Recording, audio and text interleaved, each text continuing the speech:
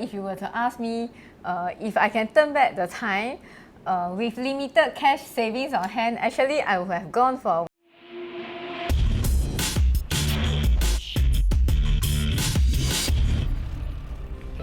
Hello everyone, welcome to Huttons Property Watch. Today we are here to discuss a topic whereby as a first timer, should you buy your first home as a small condo or should you buy your first home as a HDB flat? And you know, as we all understand, having a first home is very important part of the purchase, and it will be better for us to learn from someone who have been there, done that. It is my privilege today to invite Oliver Tan and Cynthia Chan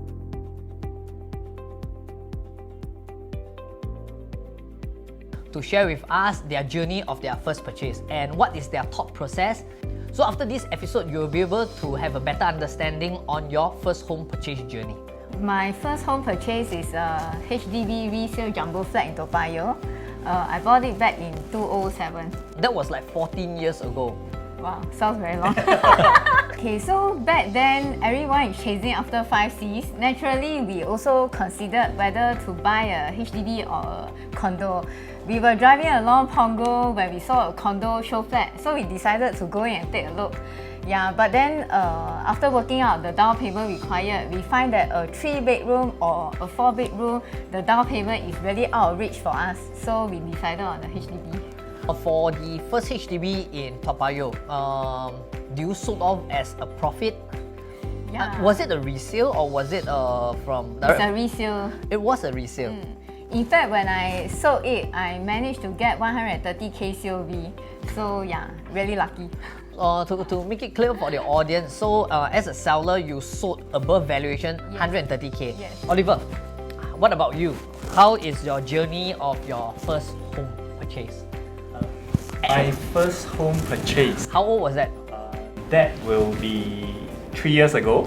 Okay. 3 years ago, so I'm about to hit the end of seller stamp duty in May, this coming May. Wow. So how old are you right now? I'm 33 this year. So you bought your first property at the age of 30. Yeah. Thereabout. Yep. Okay. So at that point of time, where do you buy? I bought Margaret View in Queenstown. Right. So what was my considerations during that point of time is that I'm staying with my parents, so I'm not, and they are not chasing me out. So there's no reason for me to buy a place and like a huge space and stuff, right? So space wasn't a concern for you. Yes, correct. And for me, it's always on investment point of view, right? So I want flexibility, where we all know if we go for a building under construction, we do not need to pay. We are paying progressive payment, so we are minimizing the interest paid to the bank, and I do not need to pay property tax and maintenance fee. Oh, because it has not TOP yet. Yes. So all these miscellaneous charges does not roll into it for BUC. Yes. So from my point of view is that I want to bring down all the sunk costs in order for me to achieve the highest possible return of investment. Right. So in your mind at the age of 30, it's just investment, make money. Yes. So would you have make a different choice back then if you have a girlfriend?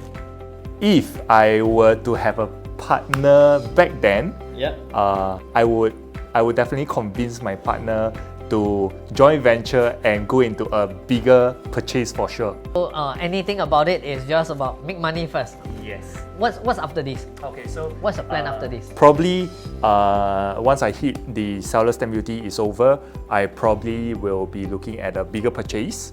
And one thing good is that I'm using the profits from this project that I invested 3 years ago for a bigger purchase right now. What was the purchase price back then 3 years ago for the property that you did? About 1.3. 1.3 million? Yeah. Okay. About 1.3 3 years ago, and we should be looking about 1.5. So to you, property is for instrument for investment. If you have a partner, would you even consider a HDB? Or maybe your partner will say that HDB straight away can get the size. Okay. Tough question. Yeah.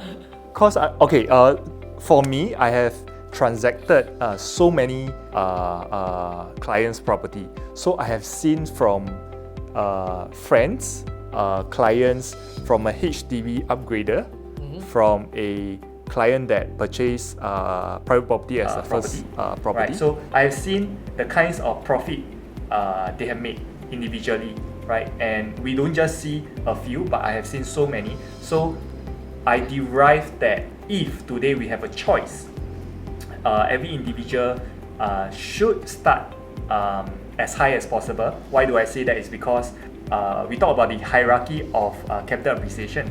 It's usually condo, EC, HDB. So HDB upgraders, they will upgrade to EC or condo, right? And EC will upgrade to condo. And condo will either upgrade to a landed or a condo in a better location or bigger in size, right? Sure. Right. So if today I have the ability to go into condo and HDB, I will definitely pick a condo. Why? It's because if today I have a head start to start a condo and waiting for HDB and EC upgraders to come to my condo for me to take profit, why should I start at the same playing field with the general public? Do you think BTO still can profit like good old times? In fact, being an active agent for 9 years now, I've also helped a few of my clients sold off their BTO. Yes. Yeah. The amount of sales proceeds that they are getting is like 170K or so. Yeah. So actually, I think BTO is still an asset that you can consider. Alright, and if we were to look at the screen, we can see that Bishan BTO on a 4-room flat right now, typical pricing directly from government website, as I've given you the link for November 2020 BTO. Average pricing, typical pricing is around 605K. And the resale pricing on the market for a 4-room flat, 4-room and 4-room comparison, resale market would be around 445 to 715. So we can see that actually the margin for the top tier BTO, let's say 679, if you're buying on a high floor 679, on a high floor resale of 715, the margin is only less than 50K. That means because BTO these days are not selling back at 100 to 200,000 directly from HDB. For BTO right now, direct from HDB, you are purchasing at 500 to 679K. That kind of like lessen the profit margin that you can, in a way, cash out from BTO. So that is one of my observation. But there's some perks about HDB. In fact, if you are getting directly from BTO, one of the plus point is that you get enhanced housing grant. Have you heard about that? Yeah, that amount is quite substantial. Enhanced housing grant is actually like a chart based on your income. Enhanced housing grant can get at the highest tier, which is 80,000. And of course, once you exceeded the 9,000 income bracket, you get 0. At that point of time when you are buying your jumbo flat, what was your combined income back then? I think roughly about 7K. Around 7K, that means based on the chart, you can get maybe estimated 20,000. 7K plus minus 20,000 enhanced housing grant. That will actually help most of the Singaporeans when they are purchasing their first property to ease off a bit. Yeah. Yep. But one of the things that we notice on the price trend, private property prices has been on an increasing trend, and this is somehow we spotted a similar trend for HDB as well. Since 2015 BTO in Tampines North, we can see that the price starting from 281 in 2015, 2016 increased to 289K, and November it went up to 300,000, and right now it's 370 for Tampines. Wow. So Getting more and more expensive. yeah, so BTO actually increased gradually as well. It is no longer the 100 or 200K BTO prices that we are looking at for the 4-room flat. Right now, the 4-room flat actually has went up substantial amount as well. But Reds, actually Pisha, everybody knows that there are $1 million units that are being transacted. $1 million HDB, right? Yeah. It's on the papers, right? Yes. But that is not 4-room, and we are comparing prices at 90 square meter, which is an apple-to-apple comparison. That is not 90 square meter, that's like bigger size HDB. And of course, all these data are directly from HDB website. If you are getting a BTO today, the MOP period will be 2031, which is equally a good 10 years wait. Because 5 years for it to finish construction of the BTO. As you know, we have issue on getting the workers coming to Singapore, and that's why causing a slowdown in terms of construction. That's why BTO expected key collection will be 2026, and for the MOP period, which is plus 5 years, 2031. So with 10 years of wait, then maybe you are looking into a profit margin of maybe 40 to 50k for Bishan. Well, whether is it worth it or not is up to the audience, up to the viewers to decide for themselves. So one of the main difference between a purchaser as a first time definitely would be the TDSR and MSR regulation that will regulate in terms of the purchasing power. Before I get into this, let me explain what is MSR and TDSR. For MSR is mortgage servicing ratio, and that is a regulation regulated by if you're getting a HDB. It is a framework whereby you have a 10,000 income, they will cap at 3,000 only for you to service your mortgage. So that is a framework that for you to buy HDB, 30%. For TDSR, it is a framework from MAS, Total Debt Servicing Ratio, which is 60%, and that is a framework for buying of private properties. Alright, so when you are looking into our explanation, you get to understand better on what is an MSR and what is TDSR. So today on the table, we have a 30 years old, using an illustration of like Oliver, 30 years old, assuming he has a fixed income of $8,000. On the left hand side of the column, we get to see that is MSR. Assuming he is buying a HDB, MSR regulation will be 30% of his income, which will be 2004. Loan tenure, for HDB loan tenure, you cannot loan up to 30. The max loan tenure is only 25. So it actually shorter loan tenure.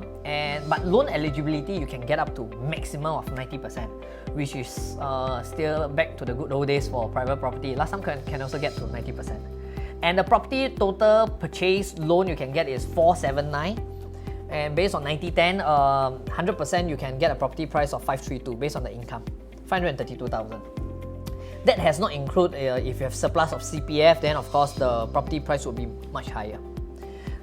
For on the right hand side, a same scenario, same income, but with a different framework that is guiding onto the financial system. On TDSR, we can see that the TDSR for 60% is 4,008, loan tenure 30, which is longer, and you can, with the same income, for buying of private condo, you can loan up to 1 million. And of course, a purchase price of 1.4 million. So this is where we are doing a comparison with the same income. Would you go for a HDB or would you go for a private as a first home? So Oliver, you say that your property purchase price, you can easily profit 200 over thousands from your purchase. Where do you take referencing from? Okay, I would say I will be taking reference from Commonwealth Tower and Queen's Peak, which just TOP. And they are side by side? Yeah, Queen's Peak is direct link to Queenstown MRT station. Okay. For Commonwealth Tower, it's probably 2 to 3 minutes walk to Queenstown MRT station. For Margaret View, it's about 6 to 7 minutes walk to the Queenstown MRT station. So you have purchased Margaret View? Yes. Okay. So you are using a Margaret View comparison with Commonwealth Tower? Yes. Okay. Right, so from the past data that I have looked through, Commonwealth Tower have the maximum profits made for a two-bedder, and I'm not a very greedy seller. I'm just looking 100 plus to 200,000 profit. I'm good to exit and look forward to my next purchases, because sometimes as seller, we need to understand where the first surge of capital appreciation is easier to obtain rather than you holding on to a property when it hits stagnation part. Upon TOP, you are selling at the same price as maybe 5 years later. So I would rather exit upon TOP and just cash out the profits and move on to another project for a higher capital appreciation. We are expecting Oliver to be even richer after this episode once he sold off his property. In comparison, Cynthia, I've prepared some data for you so that you can make better purchase for your next property. Oh, that's good. Thanks. And we are going to make comparison on the condo and HDB OCR, in OCR. And OCR means outside central region. So Cynthia previously has been staying in Woodlands. So which is outside central region, and she's looking at somewhere that whereby it's outside central region. So in the table that you can see today, it is a comparison of HDB over the past 7 years versus private condos that's outside central region that TOP in after 2017, outside central region as well, OCR. And maybe it does not come to surprise to you that HDB price does increases over the last 7 years at 13%. But what's more amazing is that the private property purchase, private property transaction has increased at 53%, which is even more incredible. Yeah, because this data is in line with, like, for example, just now what I mentioned, the Woodland Jumbo I sold, only sales proceed 40k. But comparing my clients who has earned up to like 250k from their purchase of new launch, that is like 6 times capital appreciation. I can see that Oliver is totally sold that. What is he going to purchase for the next property? But since for most of the there are buyers out there that whereby have families, have kids that's going with them, would you consider new launch as your next purchase? Yes, definitely. In fact, we are also looking at like purchasing somewhere in Kovan, Hougang area, condo new launch, because that is where we will enjoy higher price appreciation. So now, after enjoying big space for the last 13-14 years, you are now looking at price appreciation. Yeah, because not getting any younger anymore. And we like to capitalize on the market, Yeah, on this portion. For HDB, I think one big advantage is really in terms of like the down payment is much lesser, and also very comfortable monthly installment. Then Yeah, also, the installment is much lower also. Yeah, and we enjoy the space and also the amenities sometimes right at our doorsteps. I mean, just downstairs. Yeah. Okay, and there's one more additional point about HDB is that HDB do have grants, especially for first timer, different types of grants like EHG and near parents grants, etc. So these are some of the perks of getting first home as HDB. Yeah. However, if you were to ask me if I can turn back the time, with limited cash savings on hand, actually I would have gone for 1 or 2 bedroom condo new launch instead. Why is that so? Yeah, because actually 1 or 2 bedroom is already sufficient for a newlywed couple or even with a toddler. Yeah, like that I can actually let my money roll faster. And on the flip side, I feel that private condo does have quite a number of advantages as well, especially for people who can afford a condo and a HDB and they have choices, right? So the first advantage I would say is the holding period, where true. Yeah, let's say if we are holding a condo, the seller stamp duty, the holding period is 3 years. For BTO, it's about 5 years building and 5 years MOP, so that is a decade. And if, to add on to that, actually the timeline, like what Oliver has mentioned, on the private condo, you might have flipped your property twice or thrice, 2 to 3 times already, because it's 3 years SSD. As you can see from the scenario that in Commonwealth Tower, within the 3 to 4 years, owner has made a profit of 200,000 to 300,000 minimum for a 2-bedroom investment, and they can re-enter to the market after selling. Yeah. Whereas for HDB, if you're getting a BTO, construction 5 years, MOP another 5 years, is an easy good 10 years. So I think opportunity cost is one of the greatest advantage for private purchase. Yeah. I am probably buying into the flexibility where every 3 to 4 years I'm looking to exit if I want to. Right. However, if I enter into a HDB, I probably may have some opportunity loss in this period of time. Right. So for me, and what I feel about HDB is that ultimately this is a government housing. It's supposed to give a roof over for Singaporeans. It's not a tool for investment. Yeah, it's not a tool for investment. So you can't expect as much capital appreciation from there. When you're young, no doubt the installment is on the high side compared to HDB. But I feel when we are young, we are supposed to work harder, to work longer hours, and invest the time right now for the freedom in our future.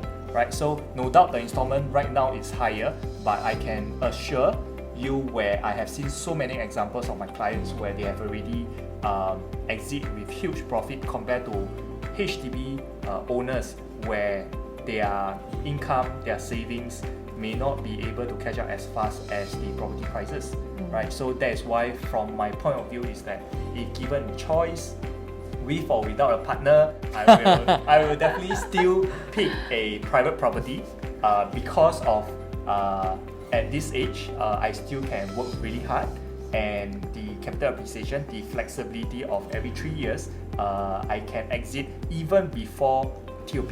So from my point of view is that it's very healthy and good for investors where they are paying progressive payment with minimum interest, yet they are able to sell even before TOP if you have fulfilled the 3 years mark after the seller stamp duty.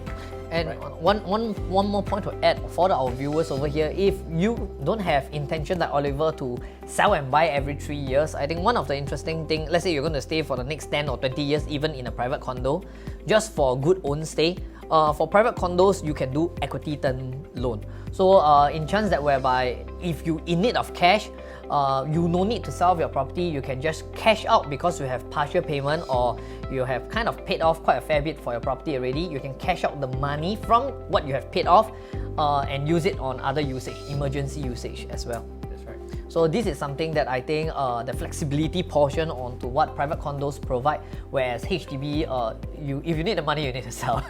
Oh, Rex, and since you talk about the flexibility on the equity term loan for this private property, right? Yeah. The other point I would like to point out will be the opportunity of en blocking even for a 99 years project. Oh yeah. Right? So, given the increased concern of the lease decay, right, for Yeah. HDB. I guess that a lot of buyers, this is quite a common topic that whereby 99 years for HDB, especially government say that not all HDB 99 years will be having SIRS program. Yeah. And that's where the lease decay became a common topic amongst HDB dwellers. So for condos, I think it's less of a they cope better with it, right? I suppose. Okay, for condos which are 99 years, usually developers they will be stepping in at the age of 30 to 40 years old to be looking into en blocking the project. So this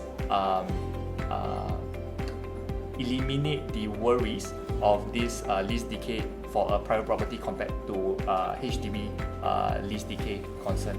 True. And another portion that I would like to add on would be the condo that whereby you are staying. HDB have a 5 years MOP, and HDB they can not rent out the whole unit. So worst to worst scenario, if anything happen and you need to rent out because you are unable to service the mortgage, for HDB you can rent out room by room, which you might not fulfill the whole rental. But for condo, upon collection of key, you can straight away rent out, and that helps you to ease off temporary or permanently in terms of your mortgage servicing. Yeah. So this is also one plus point for be it investment or whereby you are not in the optimized condition to service the mortgage loan. So this is also one plus point for condo purchase. Alright, that comes to our end of our today's episode. So I believe after today's episode, you have a better understanding on should you buy a first home as a condo or HDB flat. But all in all, with all the viewers from Oliver's and Cynthia Chan, we want to make sure whatever that you are buying, in the end, make sure you work within your comfort finances. Do feel free to come and approach any of our Huttons associates to work out onto your next property purchase. And with that, thank you Cynthia and thank you Oliver for joining us. I'll see you in our next episode of Huttons Property Watch. By the way, remember to click Like, Share, and subscribe to our channel for more property updates. And see you next time. Bye-bye. Bye. bye.